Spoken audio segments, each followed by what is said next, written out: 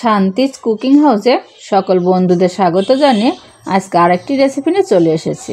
আমার আজকের রেসিপি ডিম ছাড়া নারকেল দিয়ে তৈরি ভাপা কেক। যারা ডিম খেতে পছন্দ করেন না তাদের জন্য আজকের এই রেসিপিটা বেস্ট হতে পারে। চলুন তাহলে মূল রেসিপিতে চলে যাওয়া যাক। রেসিপিটা শুরু করার আগে সবার কাছে অনুরোধ রইল রেসিপিটা সম্পূর্ণ দেখাবার ভিডিওটা ভালো লাগলে ভিডিওতে একটা লাইক করে দিবেন। আপনি যদি ইউটিউব থেকে দেখে থাকেন তাহলে আমাদের চ্যানেলটি সাবস্ক্রাইব করে আমাদের পাশে থাকবেন। প্রথমে আমি একটা বোলের ভিতর 1/3 কাপ টক দই নিয়ে নেব। এর মধ্যে দিয়ে দেব 1/2 কাপ চিনি। এবার আমি চিনি আর টক দইটা একটা হ্যান্ড মিক্সের সাহায্যে ভালো করে মিশিয়ে নেব যাতে চিনিটা গলে যায়।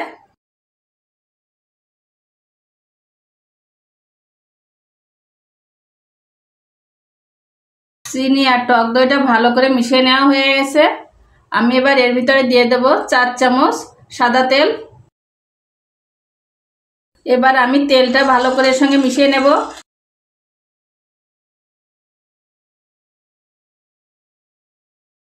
তেলটা ভালো করে মিশিয়ে নেওয়া হয়ে গেছে।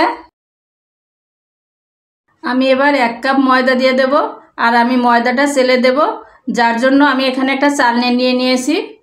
আমি চালনির ভিতরে ময়দাটা ঢেলে দেব। আমি এবার এর ভিতর দিয়ে দেব 1 চামচ বেকিং পাউডার। এর ভিতর দিয়ে দেব 1 চিমটি বেকিং সোডা। এবার আমি এর ভিতর দিয়ে দেব 1/2 চামচ এলাচ গুঁড়া। আমি এবার এগুলো সব ভালো করে চেলে নেব।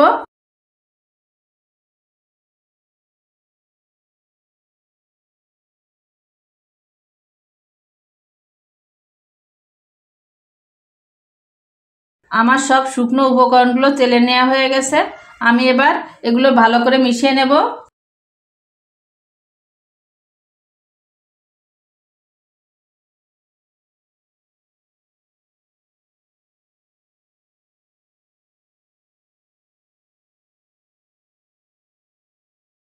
এবার আমি এর ভিতরে অল্প অল্প করে লিকুইড দুধ দিয়ে একটা ব্যাটার তৈরি করে নেব।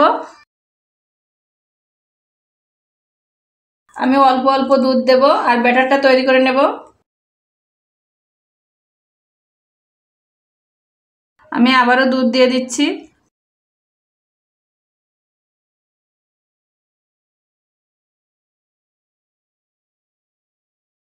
আমার ব্যাটারটা তৈরি করে নেওয়া হয়ে গেছে।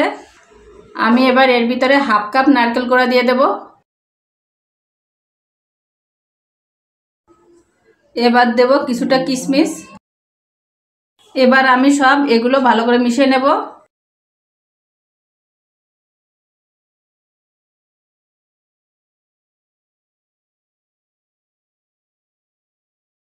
আমার ব্যাটারটা তৈরি করে নেওয়া হয়ে গেছে। আমি এবার এটা সাইডে রেখে দেব।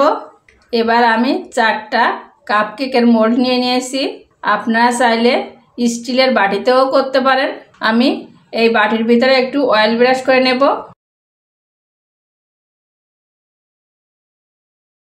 এভাবে আমি সবগুলো বাটিতে অয়েল ব্রাশ করে নেব। এবার আমি যে ব্যাটারটা তৈরি করে রেখেছিলাম এই ব্যাটারটাই এক এক করে প্রত্যেকটা বাটিতে আমি দিয়ে দেব।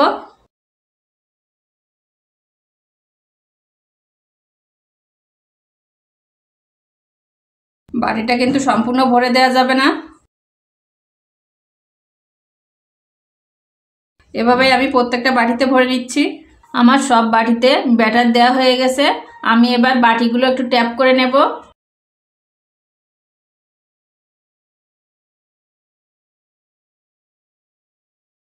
আমি এবার এর উপর থেকে কিছুটা ড্রাই ফ্রুটস দিয়ে দেব। আপনারা চাইলে স্কিপ করতে পারেন। সবগুলো বাটিতে আমার ড্রাই ফ্রুটস দেওয়া হয়ে গেছে। এবার আমি চুলায় একটা ফ্রাই প্যান বসিয়ে দিয়েছি। ফ্রাই প্যানের ভিতরে আমি একটা স্ট্যান্ড বসিয়ে দিয়েছি। স্ট্যান্ড বসিয়ে কিছুটা জল দিয়ে দিয়েছি। আমি এবার এর ভিতরে একটা স্টিলের প্লেট বসিয়ে দেব। এবার আমি প্লেটের উপরে কেকের বাটিগুলো বসিয়ে দেব।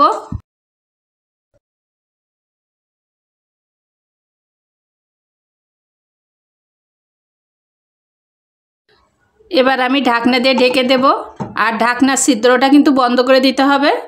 চুলার জালটা মিডিয়াম টু লো রেখে 20 থেকে 25 মিনিট আমি এগুলো ভাপিয়ে নেব। 25 মিনিট পর আমি ঢাকনাটা খুলে নিচ্ছি। আমি একটা টুথপিক দিয়ে দেখে নিচ্ছি ভিতরটা পারফেক্ট হয়েছে কিনা। দেখুন টুথপিকটা পরিষ্কার এসেছে, মানে বুঝতে হবে কেকটা হয়ে গেছে। আমি এখন চুলাটা বন্ধ করে দেব। চুলা বন্ধ করে আমি ঢাকনা দিয়ে ঢেকে 10 মিনিট রেখে দেব। তারপরে আমি কেকটা পরিবেশন করে নেব। চুলা থেকে আমি কেকগুলো নামিয়ে নিয়েছি। আমি এবার মোল্ড আউট করে দেখিয়ে দিচ্ছি। তার জন্য প্রথমে একটা ছুরি দিয়ে চারপাশ থেকে একটু এভাবে ফাঁকা করে নিতে হবে।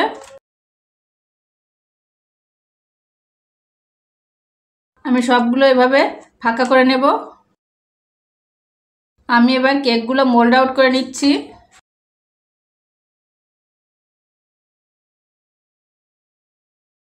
আমি আপনাদেরকে একটা কেক ভেঙে দেখিয়ে দিচ্ছি ভিতরটা কতটা পারফেক্ট হয়েছে আর কেকটা কতটা নরম হয়েছে। আপনারা এই রেসিপিটা বাড়িতে তৈরি করে দেখতে পারেন।